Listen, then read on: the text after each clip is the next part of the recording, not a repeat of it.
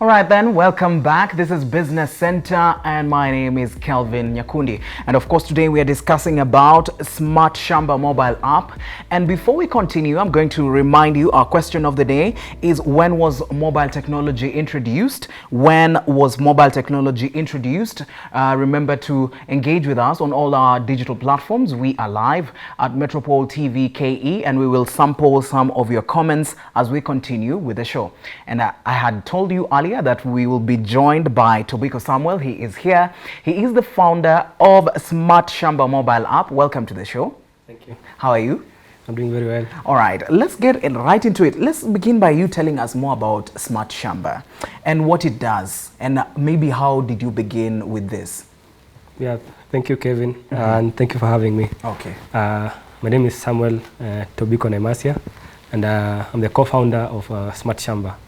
So Smart Shamba is a digital application that acts as a virtual shop where farmers can be able to access seeds, fertilizer, and also simple equipment.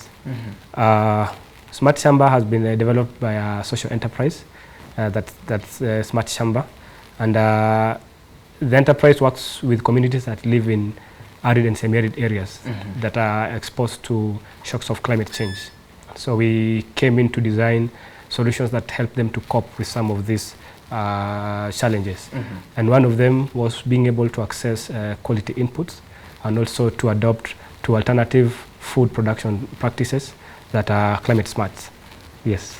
All right, and you know, when someone thinks about farming, they don't think about technology that controls this. Yeah. So what was the inspiration behind you starting this? So I was born from a community which relies mostly on livestock production.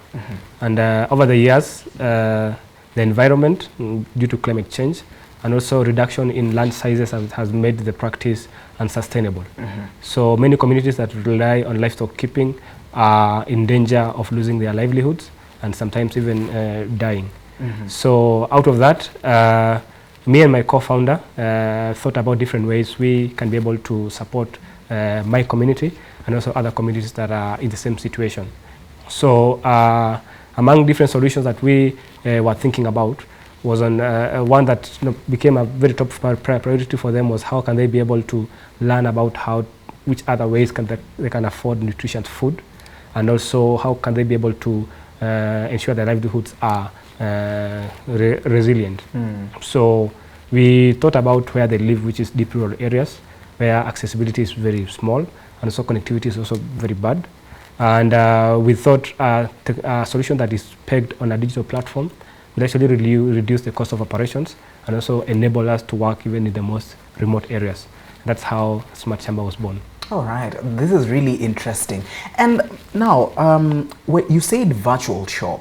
Yes. What do you really mean when you say virtual shop? So in the villages, we have trained agents and equipped them with tablets, Android devices. That on these Android devices, we have loaded an application that has all the inputs that are required for a farmer to grow any particular crop that is designed that is good for that region. So all the agent has to do is to visit a farmer at their home and discover what kind of crop they are growing or they are planning to grow. So once they register that in the application is able to recommend some quality inputs that we've partnered with a few input manufacturers to recommend for use. And we also go ahead and also provide a tracking ability. So we know if the farmer grew their crop on the first of day of the month, by what date are they supposed to spray which chemical, by which day are they supposed to prepare for harvesting.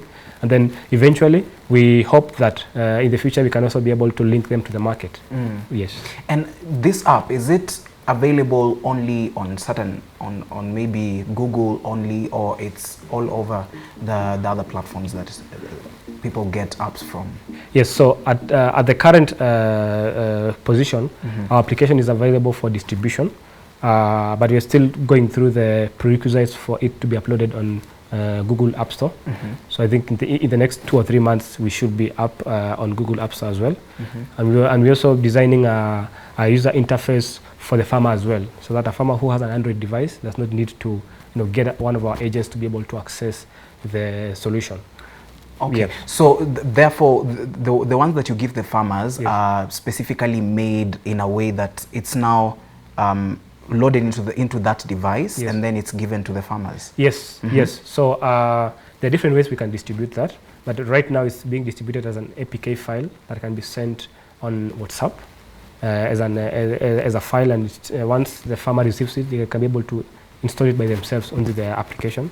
So they can only be able to call in one of our mobile numbers, and that application can be sent to them. But then in the next 2 or 3 months, it should also be available on Google App Store for download. All right. Yes. And now, since the inception of the app, what is your feeling on the way farmers have received it? Has it changed the way now they are doing farming? What is your reaction since the inception of the app? Yeah, so there are 2 ways that the application is able to transform the lives of the farmers that we are working with. Number 1 is able to save them on the cost of using the wrong inputs, especially chemicals and fertilizer. And the second one is in being able to increase productivity. So farmers who've been able to reduce costs have reported an up to 25% reduction in cost of production. And those who've reported higher increase in productivity, it's up to 30%. So you can be able to see that just by use of the right inputs can be able to result in probably just about 50% in increase in incomes for smallholder farmers. And I think that goes into increase the ability to sort some of the expenses that they will have at the family level, and probably even increase savings. Yes. And now, farmers using this application, can they make orders using the application, or is just for, maybe they want orders for fertilizer, they want orders for specific manure? How does it work with farmers now? Yeah, so the application has a digital mode and also a semi-manual mode. So let me take you through first the digital mode. So once you have the application on your phone, you can be able to register yourself as a farmer and the kind of crop that you are growing. It makes for you recommendations on the kind of chemicals, kind of fertilizer, kind of seedlings you are going to use. So you can be able to place your order directly from the application, and the message goes to our warehouse, and your package is prepared and it's delivered by one of our agents through a motorbike. So that saves you the time to go into an urban area to buy the chemicals, and also saves you the costs, because you don't have to pay for fares to and from. So the semi-manual one is that we also distribute a phone number, which the farmer who has no access to a mobile phone that has an Android capabilities, they can be able to call in and place their order and register where they are. And our agent is going to deliver that particular order to the farm for ease of use. And then we also trained our agents on best practices on how to use inputs and chemicals. So once the agent arrives, they're able to take them through how to use the chemical or how to use the fertilizer, so that we don't end up with wastages or overuse of the chemicals. Therefore, we're able to cover, like 360 of the needs of the farmer in terms of production. Okay. Yes. So, an interesting question though. Now, let's say maybe a farmer is in Northeastern and they want to use this. Yes. How do you reach them? All right. So, right now the mobile application and our operations are active in our home county, which is Narok County. Okay. In counties that we don't have operations yet, number 1, we have an expansion plan, which would see us going into just about 10 counties in the next 3 years. But in the meantime, we have established contacts with input manufacturers and input distributors, so that when we get a request for inputs from a farmer that's from a county that we don't cover, we're able to link up with those input distributors, and they're able to give us the best point which this farmer can be served from. And I think we are trying to establish good relationship with some of these input manufacturers and distributors, for also have us to provide our platform for them to use in this other counties that we don't have operations in. So our platform is available for use by any other interested partner as a pay-as-you-go platform, because we realize that we can be able to go much faster using that as a platform while we organize our operations to follow where the application is needed. Yes. All right. And now, as a digital app, of course, there are challenges because there are farmers who are not tech savvy. Yes. They don't know how to maybe go about the app. Yeah. Now, in Narok County, as you've said, the app is available there alone. Yes. So what are you doing in order to make sure that you reach even the people who are now in the rural area of Narok, like all the whole county? Yes. What are you doing in terms to make them make sure that this app is available to them and they can use it easily? Yeah. So I think one of the big questions that have been coming, I think, post-COVID, has been there is a big drive towards digitization, right? But now there is very little that's being done on digital literacy. So some of these people who we are targeting to adopt digital tools like Android devices don't know yet how the device works or even the advantages of that device. So as part of us following up on how application can be able to transform the lives of the people, it should do. So we in our interventions we have a digital literacy module where we try to introduce some of these solutions and some of these devices as a gateway for us having our app available to the farmers. So we try as much as possible not to align ourselves to any digital mobile provider, but anyone who has interest in penetrating into rural areas, we are very happy to work with them. And I think some of the ones that were interested in working with us have pledged to have our application pre-installed in every device they sell to the people we refer them to. So now that means that we go ahead, we go before them and try and create demand for digital devices, and then as a way of also them providing us support and also including our application in their funds when they are distributing them. Okay. Yeah. And now a farmer can ask, okay, how now do I grow revenue from this? Yeah. What can you advise a farmer who asks such a question? Yeah. So digital applications don't really come in to add to the money that you have in your pocket. It only comes in to increase efficiency of how you are using your resources. It's also going to show you where you are losing money, so that you're also able to plug those holes. They're also able to show you areas that have high potential of you making more revenue. For example, if a farmer grows tomatoes this season and they grow onions the next season, the app is able to compare for them the revenues they made from both crops. They're able to recommend to them which is the best crop for them to be able to grow on their particular unit of land. So with that, you're able to see that digital applications don't really have direct contribution to income or revenue generation, but in the long term, by the advantages that they create, you're able to see more gains by inputting the same resources or even saving on the cost of doing agricultural production. Yes. And now, what are some of the challenges of using such an app that you've come across? So yeah, I think one major one, and we've already talked about it, is on digital literacy. In rural areas, first of all, the literacy level is pretty low because the average age of a farmer in a rural area is above 60 years old. These are people that barely know how to use a feature phone. Exactly. And you're bringing them a digital application. So that's one of the challenges that we have in rural areas.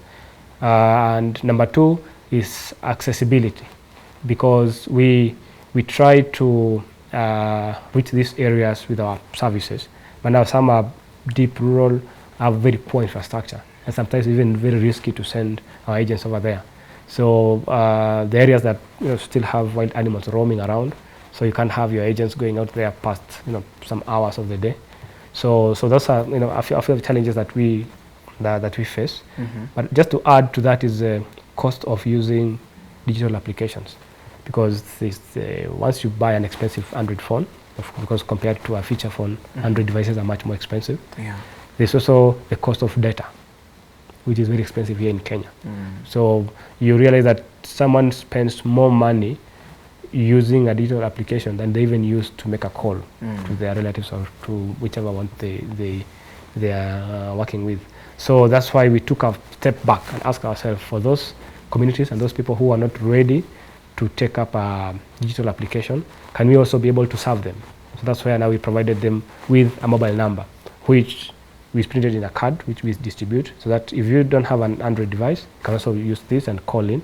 You can also be able to get the same services that the Android person is getting. Yeah. Only that you're not able to get as good services as what an Android person would have. Yeah. And now, as we wrap up this, what are some of the benefits of digital farming? The benefits of digital farming. Yeah. I think because the generation that is being involved in farming right now is getting younger, which means the youth are getting interested in agriculture. So having digital applications and digital tools to support that becomes very interesting for them. It gives control to the farmer on record keeping, on input access, revenue tracking, and planning, even budgeting and planning. So that for the younger generation, it's very exciting to have an application that they can see their farm on their phone, right? Yeah. And for more experienced farmers, it gives them control over the activities that's happening on their farms. But at the same time, you'll also see that there is a high upfront cost for adopting digital innovations. But there's a flip side to that, because the high upfront costs will be rewarded by higher revenues and lower costs of managing production. So that in a nutshell, there'll be more advantages by you adopting digital technologies than you not adopting it. And I think where we are going now, because we are going to a data-driven world, it's easier and much faster for you to be the first person to adopt technology, because you'll reap the first benefits. Because eventually all the services, all decisions will be pegged on data. And if you don't have data on your farming activity, it will be very difficult for you to make a decision on what to produce, how much to produce, and for what market are you going to produce. Yeah. All right, thank you so much for coming to the show today. Thank you. And we are just so happy because smart technology. If you talk to a person about farming and you say digital farming, they don't believe. What is it about? Yeah. Thank you so much for bringing some light into this, and I believe our viewers, you've taken notes on what you need to do, and just get to the app, and we will make sure that this app is put forward on all our digital platforms. When you make it available all over, we'll put them there so that at least people can get into this and get to know what this is all about. Yeah. And I think for probably those who would like to start using the application now, ahead of when we roll it out on the App Store, they can be able to send a text message on WhatsApp to 0700 357 684. So once you send an SMS and a message to that number, you'll get an APK file that you'll install into your phone, and you can be able to experience firsthand what we are talking about here. Yes. Thank you so much. It's been a pleasure. All right, that has been Samuel Tobiko. He's the co-founder, Smart Shamba application co-founder of that application, and he's just explained to us what the app is all about and how, as a farmer, you can still farm but also use technology while you are still farming, and make sure that maybe even if you are far from your farm, you also take care of it. But first, we are going to go for a short break. When we come back, we're going to discuss more about agro-commodities, innovations, and agri-facts. And we're also going to read some of those comments that you've sent to us. We remember our question of the day was, when was mobile technology introduced? When was mobile technology introduced? Continue sending us your comments. We will sample them as we come back from the break. But first, we're going to go for a short break. And remember, don't touch that dial, because we're going to come back with this more segments.